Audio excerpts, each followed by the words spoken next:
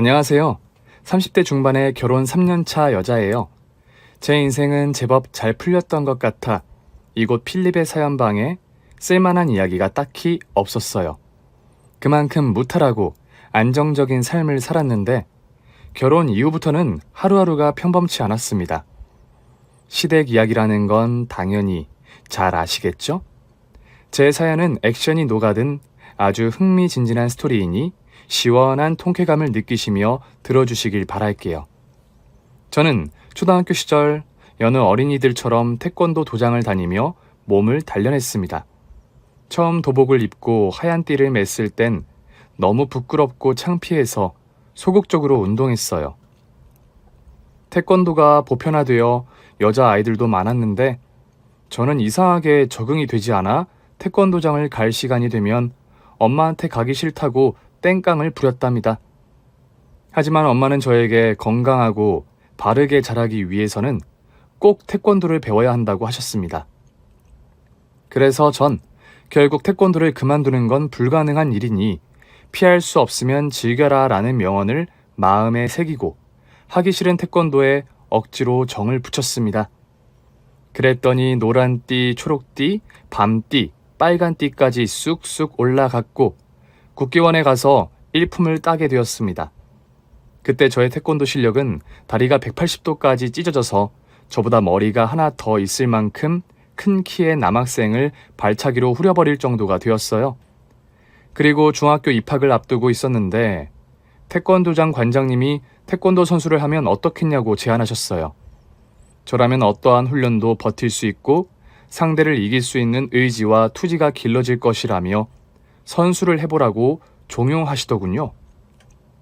부모님은 저에게 하고 싶으면 도전해보고 그게 아니면 평범하게 학업에 열중하는 학생으로 지내라고 하셨어요. 그래서 저는 초등학교 졸업하기 전에 고민을 거듭하다가 제 인생을 걸고 끝까지 나가볼 각오를 했답니다. 이에 저는 태권도 관장님을 따라 관장님의 태권도 후배가 감독으로 있는 중학교로 입학하게 되었습니다. 거기서 저는 열심히 훈련했고 여러 시합을 나가며 두각을 드러냈습니다. 옆차기, 돌려차기, 회축 등등 저의 발차기는 공중에서 곡선을 그리며 상대방의 머리나 몸통에 꽂히면 무조건 KO로 승리를 거뒀습니다. 중학교에서 매번 우승만 한 건 물론이고 고등학교 올라가서는 전국체전에서 체급 1위로 금메달을 따기도 했어요. 그래서 저는 연세대학교 체육학과에서 태권도를 전공하게 되었습니다. 어릴 적 하기 싫었던 운동을 좋아하는 취미로 바꾸고 특기로 살려 여기까지 오게 되었죠. 저는 이왕 하는 김에 국가대표까지 도전해보기로 했어요. 그런데 세상 일은 모두 잘 풀리는 게 아니더라고요. 제가 태권도 실력은 좋았지만 잦은 부상으로 인해 시합을 포기하는 일이 종종 있었습니다. 나중에는 십자인대 파열이 나며 완전히 선수 인생을 마감하게 되었답니다. 운동선수로는 끝이 났지만 인생이 끝난 건 아니었어요. 저를 코치로 스카우트하겠다는 여러 태권도 팀이 있었고 대학 졸업장이 있어 대학교 간판을 건 태권도장을 차릴 수도 있었습니다. 무슨 일을 하며 살까 하다가 아무래도 아이들을 가르치는 것이 제일 재밌을 것 같기도 하고 과거 저처럼 태권도를 싫어하는 아이에게 꿈을 실어주면 좋을 것 같아 태권도장을 차리기로 했습니다. 다만 혼자 체육관을 차리기에는 돈이 너무 많이 들어서 대학 동기 2명과 동업으로 태권도장을 차렸답니다. 어린이들을 가르쳐보니 제 옷에 딱 맞는 직업을 찾은 것 같았어요. 매일 웃으면서 좋아하는 일을 한다는 게 쉽지 않잖아요? 저는 매일 행복에 겨워 신나게 일했습니다. 그런데 즐거운 저의 인생에 한 가지 문제가 생겼습니다. 저희 태권도장 맞은편에 유도 체육관이 있었는데 거기 관장이 저희 아이들에게 태권도 말고 유도를 배우라고 꼬시더랍니다. 한두 번이면 그냥 무시해버리고 말았을 텐데 모든 아이들에게 태권도는 무쓸모한 무술이라며 유도가 최고의 무술이라는 소리를 했다네요. 저는 기가 막히고 어이가 없어서 유도 체육관을 찾아갔습니다. 동업자들이 같이 가자고 했는데 저 혼자서 충분히 해결할 수 있으니 체육관에서 수업이나 하라고 일렀죠. 이윽고 유도 체육관 안으로 들어서자 관장이 몇 명 안 되는 애들을 가르치고 있더군요. 제가 고개를 까딱거리며 인사를 하자 유도 관장이 물었습니다. 지금 수업 중인데 무슨 일이십니까? 태권도 관장님. 아, 유도 관장님이 저희 제자들에게 유도하라고 자꾸 꼬셔서 따지러 왔습니다. 지금 보아하니 관원이 몇 안 되는 모양이죠? 그래서 저희 체육관 애들을 뺏어가려고 그런 짓을 한 겁니까? 아니, 누가 뺏어가려고 했다는 겁니까? 태권도보다 유도가 강한 무술이라고 알려준 것뿐입니다. 더 훌륭한 무술을 배우라고 말한 게 잘못된 일인가요? 뭐라고요? 유도가 태권도보다 강하다? 내가 잘못 들은 거 아니죠? 이봐요, 관장님. 그렇게 자신 있으면 어떤 무술이 더 강한지 저랑 대결해 보시겠습니까? 저희 제자들과 그쪽 제자들이 모두 모인 자리에서 시합을 해보자고요. 규칙은 상대가 바닥에 쓰러져 기절할 때까지 하는 거로 어때요? 제가 당당하게 대결을 제안하자 그가 껄껄 웃으며 대답했어요. 아니, 그 가녀린 몸으로 나랑 시합을 하자고요? 이봐요, 젓가락 같은 아가씨. 저한테 한 대 맞으면 바로 저 세상 갑니다. 괜히 까불지 말고 나가세요. 이 새끼 쫄았나 보네. 너 나한테 질까봐 겁나는구나? 뭐, 이 새끼? 이봐 아가씨, 어디서 반말에 욕짓거리야. 내가 그렇게 만만해 보여?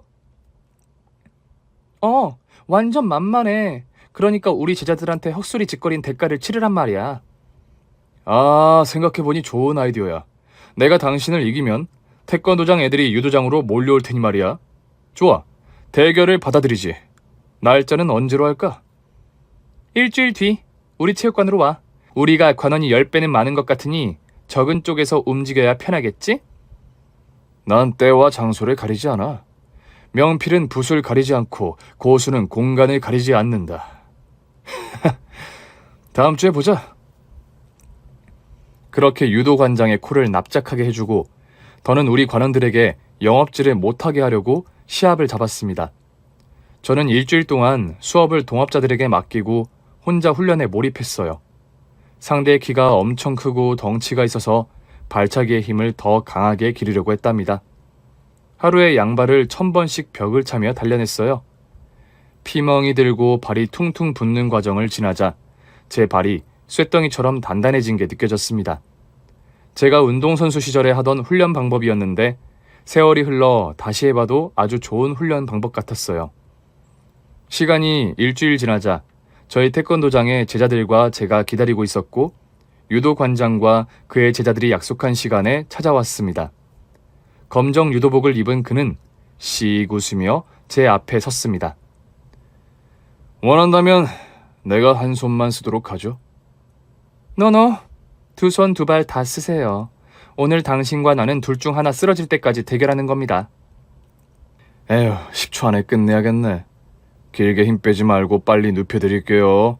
오늘 우리 유도체육관에 올 애들이 많을 것 같네요. 저와 유도관장은 마주보고 겨루기 자세를 취했습니다. 심판은 옆옆 건물의 합기도 관장님이 봐주셨어요. 자자, 마주보고 인사! 겨루기 준비! 아사! 시작! 저는 태권도 스텝을 밟으며 그의 주변을 돌았습니다. 유도 관장은 손을 뻗으며 제 도복을 잡으려고 했죠. 하지만 제가 더 스피드가 빨라서 쉽게 잡히지 않았어요. 잠시 후 그의 빈틈이 보여 옆구리에 돌려차기를 쳤습니다. 그런데 유도 관장이 손으로 제 발을 잡고 공중으로 집어 던지더군요. 한 바퀴 구른 저는 다시 자세를 취했습니다. 조금 하시네. 그런데 그거 가지고 날 이길 순 없어요. 이봐요. 방금 나는 한 손으로 당신을 던졌어요. 양손을 썼다면 어떻게 됐을까? 혓바닥이 왜 이리 길어? 아가리 싸물고 들어와. 저의 들어찢기 기술로 그의 머리를 찌르려고 했으나 이번에도 다리를 잡히고 말았어요. 유도관장은 이번에 양손으로 저를 집어 던졌답니다. 바닥에 대굴대굴 구른 저는 숨통이 조여왔어요. 살짝 고통스럽긴 했지만 참을만 했죠. 계속해서 발차기를 시도하며 다가갔습니다. 그러다 저는 페이크로 옆구리를 차는 척하며 머리통을 세게 돌려찼습니다. 저의 피멍이 드는 훈련 덕에 상대는 그대로 고꾸라져서 기절했답니다. 제자들은 환호성을 지르며 저에게 안겼습니다. 그리고 한참을 쓰러진 유도 관장은 정신을 차렸는데도 움직이지 않고 그대로 누워있더군요. 아직 의식이 없는 거예요? 여하튼 내가 이겼으니까 앞으로 우리 제자들한테 유도가 더 강하니 하면서 꼬시지 마세요. 그렇게 유도 관장을 쓰러뜨리며 악연이 끊어지나 싶었습니다. 그런데 며칠 뒤 유도 관장이 저희 체육관에 혼자 찾아왔더군요. 저는 훈련 중이라 땀에 젖은 채 사무실로 안내했습니다. 여긴 무슨 일로 오셨어요? 그게 아루미 관장님과 다시 겨뤄보고 싶습니다. 또 한판 붙자고요? 그래봐야 관장님은 내 적수가 못 돼요. 발차기 한 방에 끝나는 거 아시잖아요. 아니, 그게 아니라 제 여자친구가 되어주십시오. 저를 남자친구로 다뤄주세요. 당신의 머슴이 되겠습니다. 뭐라는 거야? 관장님, 저한테 발차기 한 대 맞고 나서 정신줄을 놓으셨어요? 아니요. 당신의 쇳덩어리 같은 발차기를 맞고 나서 나의 심장이, 나의 하트가 뛰기 시작했어요. 당신을 향해 내 심장이 드리블을 하고 있다고요. 아무래도 한 대 더 맞으셔야겠어요. 제가 제정신으로 되돌려 드릴게요. 머리 들어봐요. 아루미 관장님, 아니 루미씨, 나의 루미씨가 되어주세요. 당신의 발차기에 나의 정신은 비행기를 탄 기분이라고요. 진심으로 사랑합니다. 뭐 이런 병맛 같은 일이 다 있지? 하나도 좋지 않고 이 찝찝한 기분은 어쩌면 좋지? 이봐요 유도 관장님, 그냥 나가시죠. 나 지금 기분도 찝찝하고 땀을 바가지로 흘려서 찝찝하거든요. 당신의 썩은 꼬랑내가 나는 땀 냄새도 나에겐 꽃냄 같아요.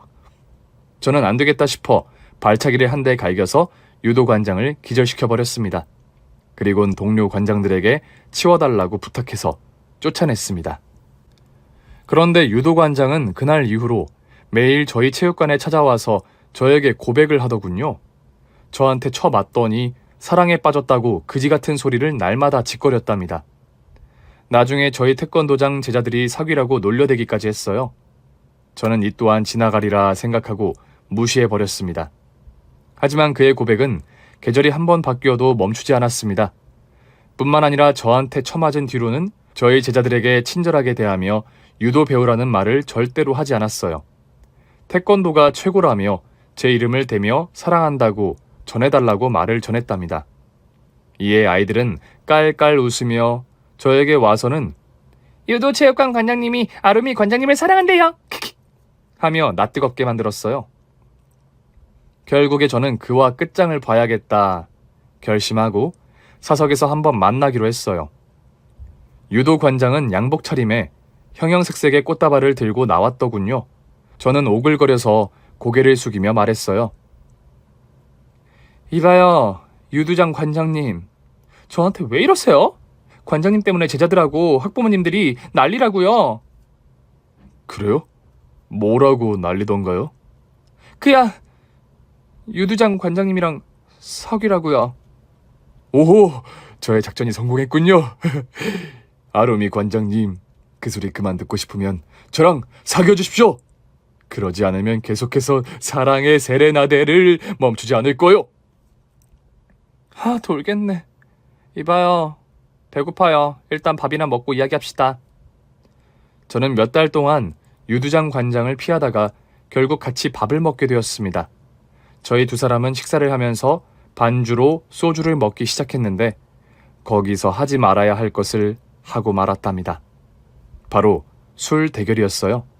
세상에서 가장 미련한 짓인 걸 알면서도 유도장 관장이 자꾸 술을 조금만 먹는 저를 자극하는 바람에 이성을 놓고 글라스 잔에 소주를 채우고 누가 더 많이 마시는지 내기를 했답니다. 여러분, 다시 말하지만 술 대결은 세상에서 가장 미련한 짓입니다. 여하튼 그렇게 얼큰하게 취한 저는 어떻게 집에 들어갔는지도 기억이 나지 않았습니다. 아침 햇살이 창가로 들어오자 눈이 따끔거렸어요. 목구멍도 까끌까끌해서 물을 마시려고 냉장고를 열었습니다. 아이씨, 냉장고에 콜라밖에 없네. 엄마, 물 없어? 저기요, 여기 물. 응, 고마워. 뭐야? 유두 장관장, 당신이 왜 여기 있는 거야? 어머, 나 지금 옷을 벗고 있잖아. 이게 어떻게 된 일이야? 자기야, 우리 어제 사귀기로 했잖아. 기억 안 나? 저는 침대로 들어가 몸을 감추고 생각해 봤습니다. 그 미련한 술 대결을 하면서 저희 두 사람이 사귀기로 한 게 기억이 났어요. 게다가 저희 둘은 이미 넘지 말아야 할 선을 넘고 말았답니다. 아, 정말이지 타임머신을 타고 돌아가고 싶은 순간이었어요. 유 관장님, 우리 어제 일은 없던 일로 해요. 저는 기억이 하나도... 엄마야, 무슨 그런 말도 안 되는 말씀을. 어제 저한테 결혼해서 아들 낳고 잘 살아보자고 했잖아요. 제가 언제요? 난 아들 싫으니까 딸만 낳고 살자고 했잖아요. 엄마, 나 어떡해. 돌아버리겠네. 루미 씨, 우리 그럼 아들 하나, 딸 하나 낳고 살아봅시다. 그럼 우리 퇴실하기 전에 한 번 더? 안 돼, 안 돼. 돼요. 에라이 모르겠다. 그렇게 저와 유도 관장은 하룻밤의 실수로 인해 연인으로 발전하고 말았답니다. 이런 제가 한심스럽게 느껴졌지만 남자친구는 볼수록 매력이 있는 볼매였어요. 싸가지 없고 이기적인 사람인 줄 알았더니 전혀 아니었습니다. 유도 체육관 근처 이웃들에게 인사도 먼저 잘하고 친절하게 안부를 묻기도 했어요. 그리고 제일 멋졌던 건 불의를 보면 못 참는 모습이었어요. 데이트 중에 360도 감시하듯 걷는 게 습관인 남자친구가 어느 날 데이트 폭력으로 매를 맞는 여자를 발견하고 그 남자를 잡아서 족쳤습니다. 시멘트 바닥에 패대기를 치는 걸 보자 이 남자라면 평생 날 보호해주겠구나 하는 생각이 들었어요. 그래서 오랜 시간을 연애하게 되었고 2년 만에 프로포즈를 받았답니다.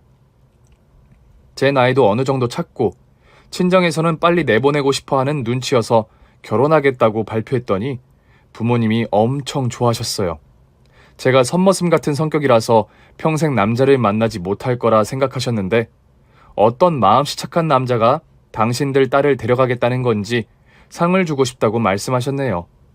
그리고 남자친구의 부모님은 지방에서 살고 계셨는데 저희 두 사람이 결혼하겠다고 하자 저희가 지내는 부천으로 올라오셨어요. 예비 시아버지가 남자친구처럼 지방에서 유도 체육관을 운영하고 있었는데 관원이 너무 없다 보니 이참에 올라오셔서 남편의 체육관에서 같이 일하기로 하셨습니다.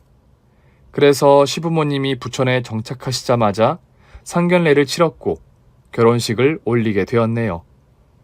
남편에게 시부모님이 뭘 좋아하시는지 물어봤더니 그이도 20살에 독립해서 줄곧 혼자 살아서 잘 모른다고 했어요. 생각해보니까 고등학교 졸업하고 쭉 혼자 살았어. 명절 때나 집에 내려갔으니 부모님에 대해 잘 몰라.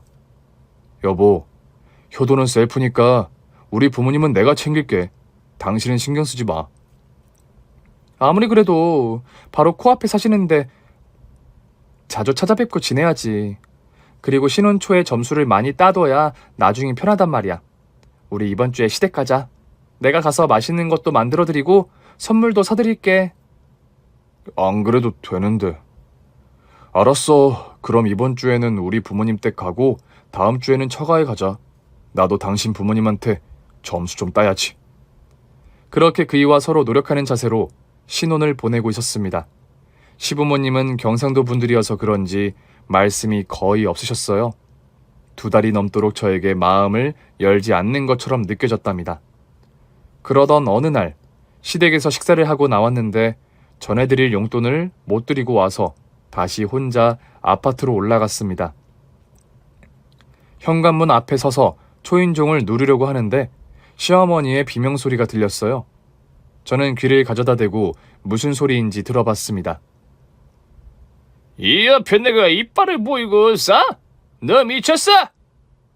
여보 미안해요. 아까는 며느리가 재롱을 부리는 게 너무 귀여워서 저도 모르게 웃었어요. 그런데 그렇게 크게 웃지 않았어요. 인연이 요즘 덜 맞은 모양이지. 엎드려 뻗쳐. 자고로 여자랑 북어는 때려야 제맛이지.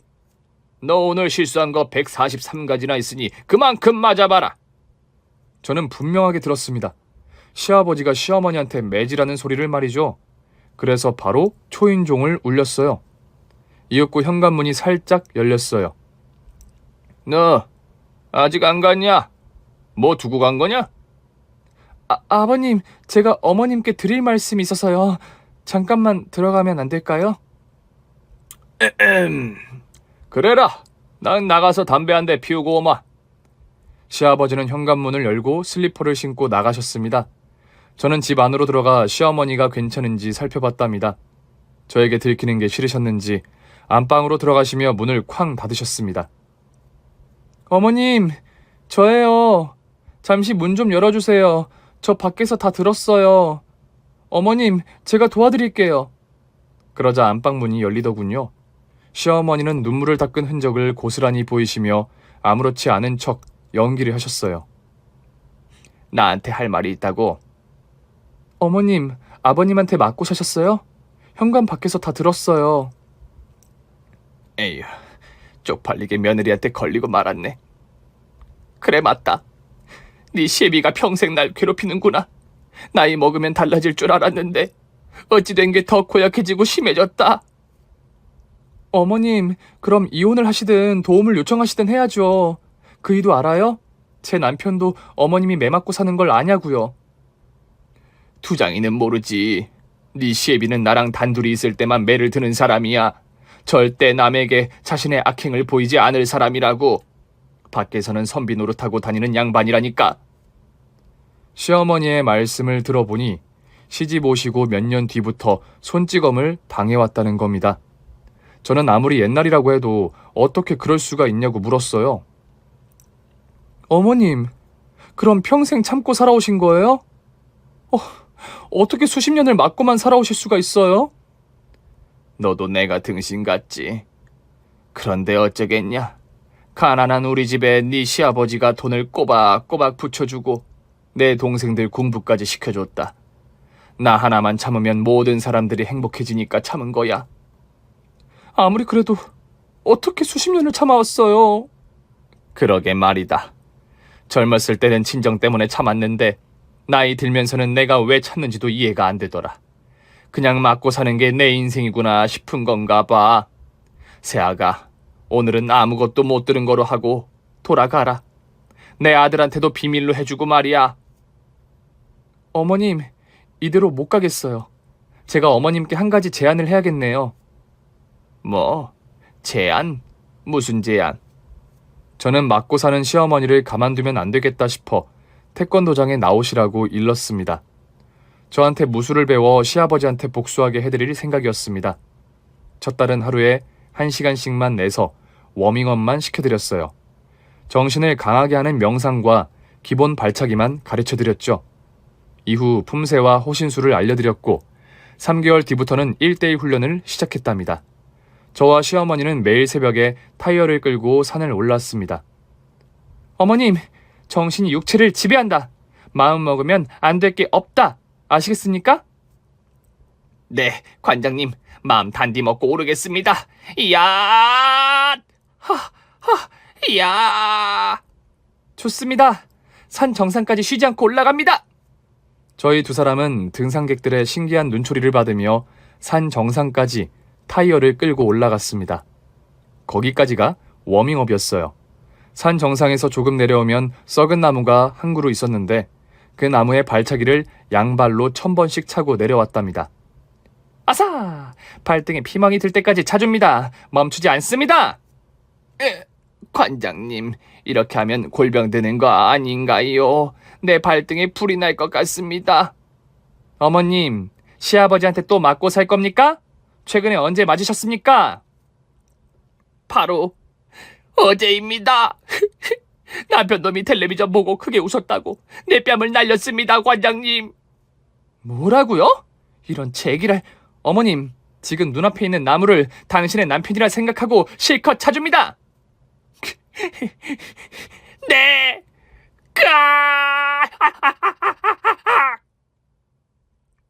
시어머니는 발이 퉁퉁 붓도록 썩은 나무를 발로 찼습니다.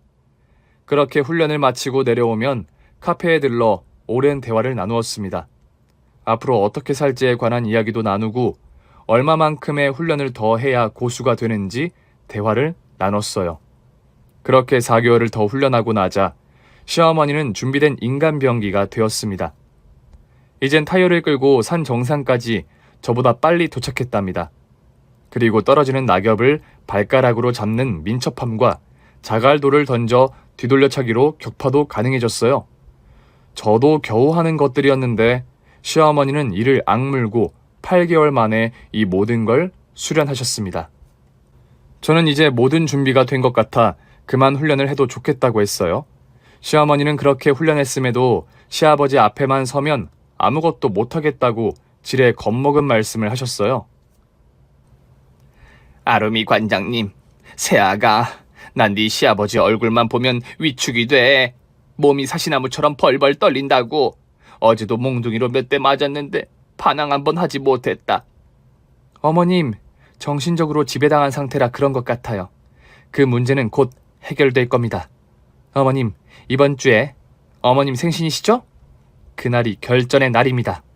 어머님을 가로막을 게 아무것도 없다는 걸 느끼게 되시는 날이 되실 거예요. 그게 무슨 말이야? 내 생일날 뭘 하라고? 그건 어머님이 하시기에 달렸어요. 그런데 제가 그걸 가능하게 해드리겠습니다. 제가 의미심장하게 말하자 시어머니는 무슨 말인지 모르겠다며 아직 시아버지의 그늘에서 벗어나 대들지 못할 것 같다고 하셨어요. 며칠 뒤 남편과 저는 시어머니 생신을 챙겨드리려고 시댁에 향했습니다. 제가 미리 미역국을 끓여서 보온통에 담아서 갔답니다. 초인종을 누르자 시아버지가 인자한 표정을 지으시더군요. 어이구, 너희 왔구나. 어서 들어오거라. 니들 엄마 생일이라고 아침부터 욕본다. 아버님, 제가 미역국을 끓여왔어요. 나머지 반찬은 주방에 가서 만들게요. 저는 시어머니를 안방에서 쉬고 계시라고 했어요. 남편을 주방으로 데려가 제 보조로 쓰면서 요리를 했답니다. 이윽고 상다리가 부러지게 어머님의 생신상을 차렸어요. 그리고 시부모님과 마주 앉아 식사를 시작했죠. 맛있다, 세아가. 미역국에 조개 넣었구나. 역시 내 입맛을 아주 잘한다니까. 난 소고기 들어간 것보다 이 조개 들어간 시원한 미역국이 좋다고. 에헴! 당신 나보다 먼저 수저를 든 거야? 어머, 내 정신 좀 봐. 미안해요, 여보. 내가 기분이 들떠서 그만 실수를 했어요. 아니야. 생일이니까 이해해. 많이 들어. 네, 여보. 당신도 많이 드세요. 시아버지는 가부장적인 습관을 보이며 조금 불편한 표정으로 식사를 하셨습니다. 아무것도 모르는 남편은 허겁지겁 먹느라 무슨 상황이 펼쳐질지 생각할 여념이 없었답니다. 이윽고 식사가 끝나고 시어머니께 선물과 용돈을 드렸어요. 그리고 수다를 조금 떨고 있는데 시아버지가 눈치를 주시더군요. 너희들 그만 가봐야 하는 거 아니냐? 아, 그만 가봐야죠. 여보, 우리 일어나자. 부모님끼리 시간을 보내셔야 하니까 말이야. 그래, 어여 가서 쉬거라. 여보, 어서 애들 배웅해줘. 아니에요, 어머님. 저희끼리 알아서 갈게요. 저는 시어머니한테 윙크를 하고 남편과 현관 밖으로 나갔습니다. 그리고 제가 그대로 멈추라고 남편에게 말했어요. 여보, 우리 아직 가는 거 아니야. 지금부터 일어나는 일을 당신도 눈과 귀로 좀 봤으면 해. 충격 먹을지도 모르니까 이거 먹어. 이게 뭐야? 정심환? 여보, 뭐가 충격적이라는 거야? 기다려봐. 곧 시작될 테니까. 저는 현관문을 슬며시 열고 안에서 일어나는 상황을 엿보고 있었습니다. 역시나 시아버지는 제 예상대로 시어머니를 쥐잡듯이 잡기 시작했어요. 이 옆에 내가 오늘 귀 빠진 날이라고 아주 옌병을 떨었지. 나보다 수저를 먼저 들고 밥을 처먹어. 참나, 내가 니년 식구들 먹여 살린 은인이라는 걸 잊은 거야? 넌 은인보다 먼저 밥을 처먹을 만큼 잘난 년이야?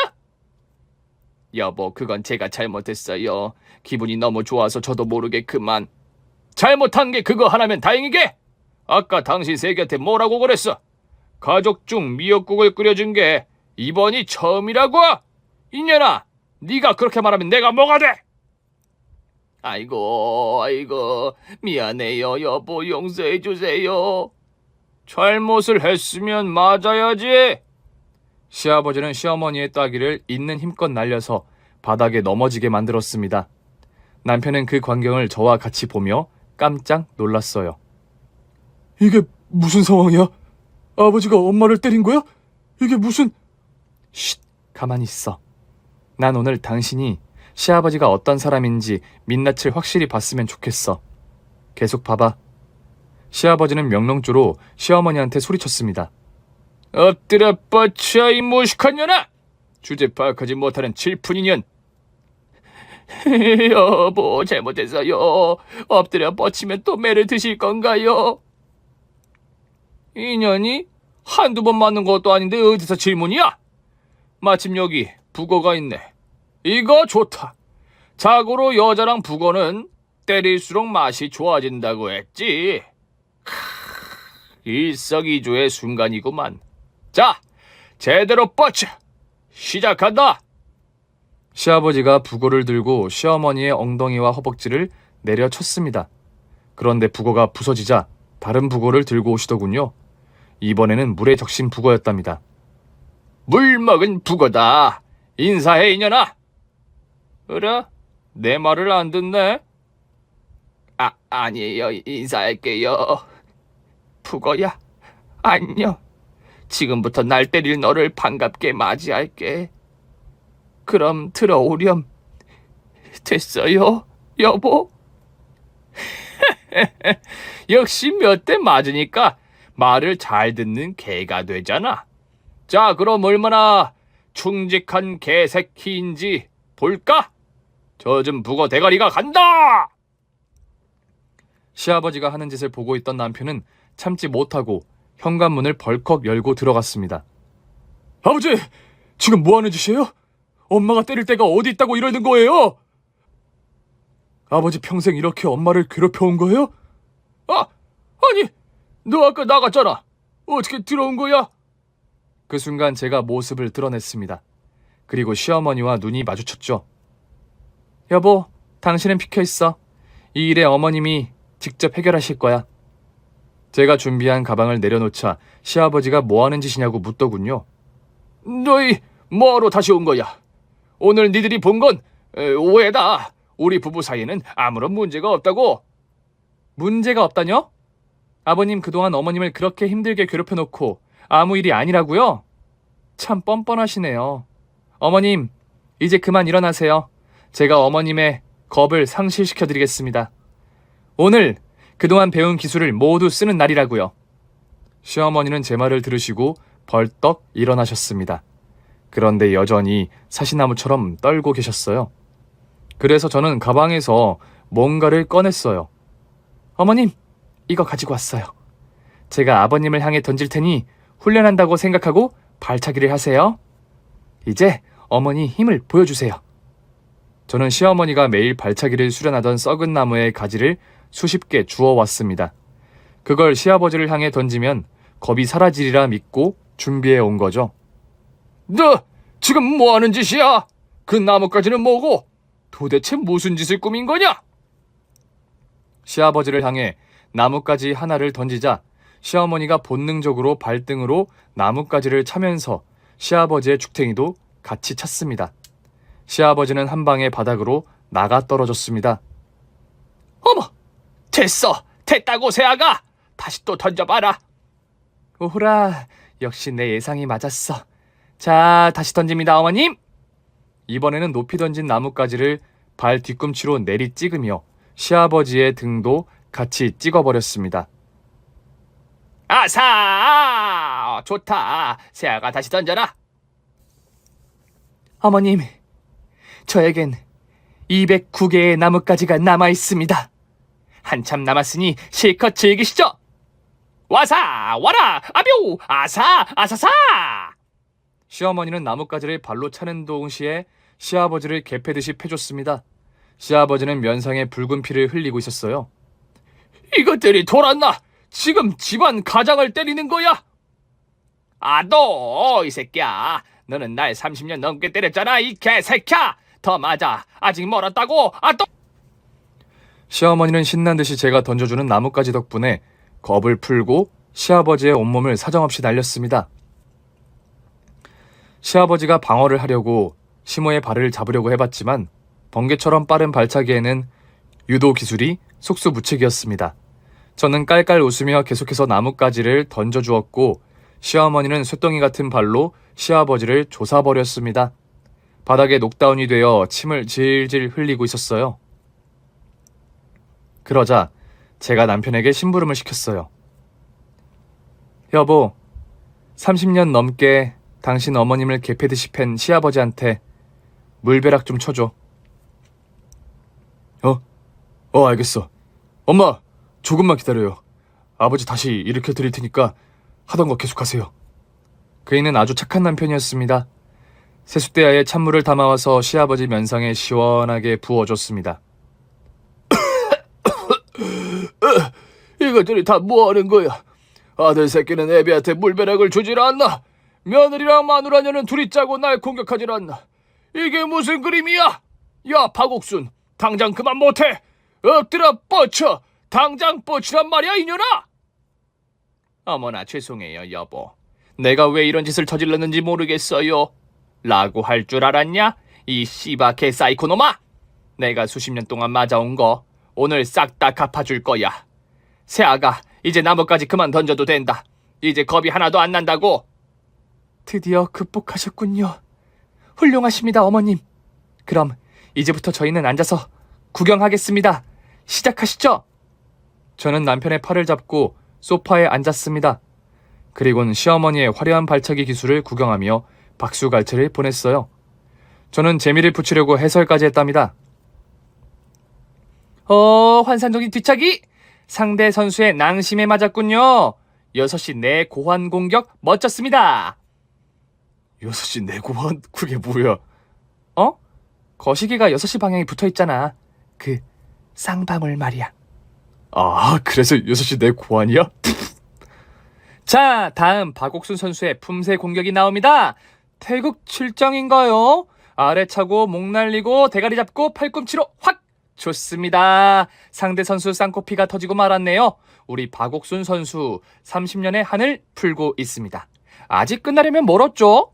유고환 선수는 맞고만 있나요? 어떻게 사내가 맞고만 있습니다. 그동안 약한 여자만 괴롭혀 오더니 조금 강해진 송옥순 선수에게 쪽도 쓰지 못하고 있네요. 자, 유두장 캐스터, 지금 상황을 어떻게 보십니까? 당신 엄마는 한을 풀고 있고 아버지라는 양반은 먼지나게 맞고 있는데 기분이 어떻습니까?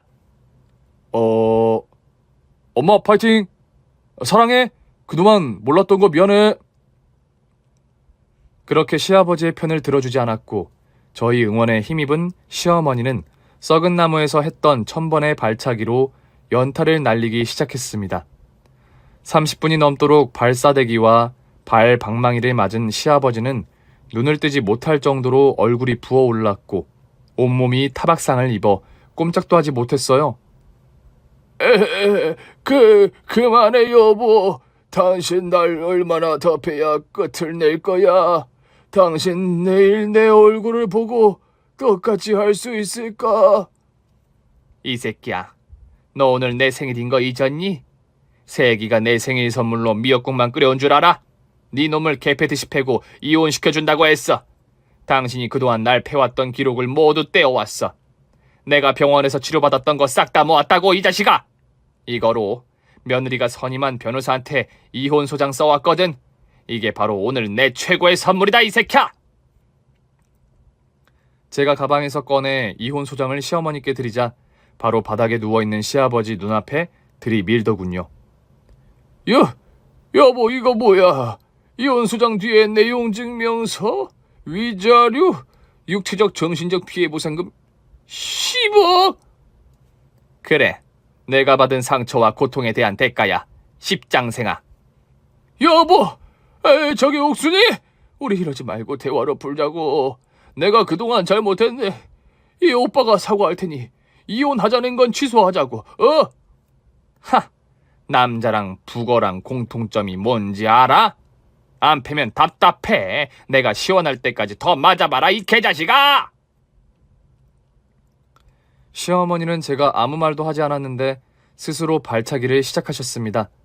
팍팍 소리를 시원하게 내시며 신나게 시아버지를 두들겨 패셨답니다. 시어머니가 더는 발차기를 못할 때까지 차시고는 끝을 내게 되었어요.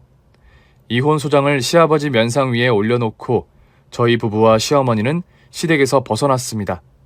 집 밖으로 나온 남편이 땀을 흘리는 시어머니를 보고 울음을 터뜨렸어요. 엄마, 왜 그동안 나한테 말하지 않았어? 아니지, 그동안 몰랐던 거 미안해. 나 같은 불효자는 또 없을 거야. 아무것도 모른 바보 천치가 바로 나야. 엄마 미안해. 두장아, 네가 어떻게 알겠니? 네 애비가 너 없을 때만 나를 때렸는데 무슨 수로 알겠어? 그리고 성인이 되자마자 독립하고 1년에 한두 번 내려왔는데 어떻게 알아차리니? 두장이 네가 잘못한 건 없다. 대신 잘한 건 하나 있어. 그게 뭔데? 나한테 새 애기를 선물로 준 거. 내 인생 최고의 선물은 바로 내 며느리다. 며느리 아니었으면 나는 숨통이 끊기는 날까지 매를 맞으면서 살았을걸. 이런 용기와 끈기, 그리고 무술을 가르쳐준 내 며느리 아rum이, 이리 와라. 어머님, 제가 인생 최고의 선물이에요. 시어머니는 저를 끌어안으시며 말씀하셨습니다. 그럼 당연하지. 나의 최고의 선물은 너야, 아rum이. 어머님, 그런 말하면 섭섭해하겠어요. 아이고, 내 아들놈이 섭섭해해도 할 수 없다. 사실은 사실이니까. 아니요, 어머님. 그게 아니라 제 뱃속의 아기가 섭섭해하겠다고요. 질투 많은 공주님이 여기에 들어있다고요. 저는 기쁜 소식이 겹쳐지면서 제 임신 소식까지 전했답니다. 그러자 시어머니와 남편이 동시에 저를 얼싸안고 방실방실 뛰어다녔어요. 그렇게 저희 세 사람은 신혼집으로 돌아가 같이 지내기 시작했습니다. 시어머니의 이혼 재판이 끝나고 어떻게 살지 다시 대화하기로 했어요. 몇 달 뒤 이혼 재판이 이루어졌는데 시아버지의 수십 년의 폭행이 낱낱이 드러내자 판사님이 호통을 치시면서 판결을 내렸습니다. 위자료 10억을 위자료와 정신적 충격, 육체적 고통의 비용으로 지불하라고 했어요. 그러자 망연자실한 시아버지는 법원에서 네 발로 기어나와 시어머니 발밑에 납작 엎드렸습니다. 여보, 옥순이! 내가 잘못했네. 내가 죄인이야. 몹쓸 짐승놈이었다고, 여보. 용서해달라고 하지 않을게. 다만 위자료를 좀 깎아주면 안 되겠어? 내가 집 팔고 통장 정리하면 5억은 나와. 그 이상은 나도 힘들다고. 아, 여보. 그럴 줄 알고 내가 명함 한 장 준비해 왔어. 여기 가서 돈을 빌려봐. 아마 바로 땡겨줄 거래. 이게 뭐야? 6시 사채 클럽? 매일 6시마다 이자를 안 넣으면 큰일이 난다고 해서 6시 사채 클럽이래. 거긴 담보로 당신 몸을 받아줄 거야. 여보는 몸 관리를 잘해왔으니 가능할 거라고. 그 말을 들은 시아버지는 눈이 뒤집혀서 벌떡 일어나 소리를 질렀습니다. 야, 이년아! 내가 네 친정 식구들한테 해준 게 얼만데 나더러 이 큰 돈을 달라고? 넌 양심도 없냐? 야, 30년도 더 된 일을 언제까지 우려먹을 건데? 내가 살림하고 네 놈 비위 맞춰준 것만 해도 친정 빚은 다 갚고도 남았다고, 이 상또라이야! 안 되겠어. 너 이리 와. 저기 주차장 가서 좀 맞아야겠다. 어머, 오늘 또 기회를 주는 거야? 새아가, 나 잠깐 놀다 올게. 넌 오지 마라. 저는 시어머니를 믿고 법원 앞에서 가만히 기다렸습니다. 그리고 정확히 5분 후에 시어머니가 맨발로 걸어오셨어요. 어머님, 구두는 어쩌셨어요? 아, 발차기 좀 했더니 나빠그라졌어. 됐어, 구두값보다 재밌게 놀았으니까. 어여 가자, 아rum이 관장님. 시어머니는 얼마 뒤 시아버지가 지급한 위자료 10억을 받게 되셨는데 저희 부부와 같이 살면 안 되냐고 하셨어요. 평생 맞고만 살았으니 사랑을 주고받으며 살고 싶다고 말씀하시는데 거절할 수가 없었습니다. 그래서 저희 부부와 시어머니 그리고 곧 태어날 딸아이가 함께 살 넓은 주택으로 이사했어요. 시어머니의 돈으로 말이죠. 그리고 또 바뀐 게 하나 있는데요. 저는 기존에 하고 있던 태권도장의 지분을 빼고 동업자들에게 넘겨버리고 시어머니와 둘이서 새롭게 태권도장을 오픈했답니다. 시어머니가 단증을 따셨기 때문에 사범으로 채용하게 되었죠. 물론 실력만큼은 공인 5단을 뛰어넘는 고수랍니다. 스승이 아주 실력 있는 사람이잖아요. 이렇게 저의 태권도 인생과 맞고 살았던 시어머니의 복수까지 재밌게 써보았네요. 조금 뻥튀기가 된 부분이 있긴 하지만 거의 다 사실이랍니다. 아차! 마지막으로 저의 시아버지의 소식을 전하자면 위자료 때문에 생긴 사채 빚을 갚느라 24시간 내내 일하면서 산다네요. 식당 설거지와 배달과 건설 현장 잡부까지 돈이 되는 일은 다 해가면서 산다고 합니다. 조금 불쌍해 보이긴 하지만 30년을 넘게 시어머니를 때린 사람이라 조금도 봐주고 싶은 마음이 없습니다. 그래서 저희 식구들은 모두 모른 척하고 살고 있답니다. 그럼 마지막 소식까지 다 전했으니 이만 줄이겠습니다. 모든 가정의 평안과 사랑이 함께 하시길 바랍니다. 안녕히 계세요. 오늘 준비한 사연은 여기까지입니다. 재미있게 들으셨다면 구독과 좋아요, 알림 설정까지 눌러주세요. 그럼 저는 다음 사연으로 찾아뵐게요. 오늘도 건강하고 행복하세요.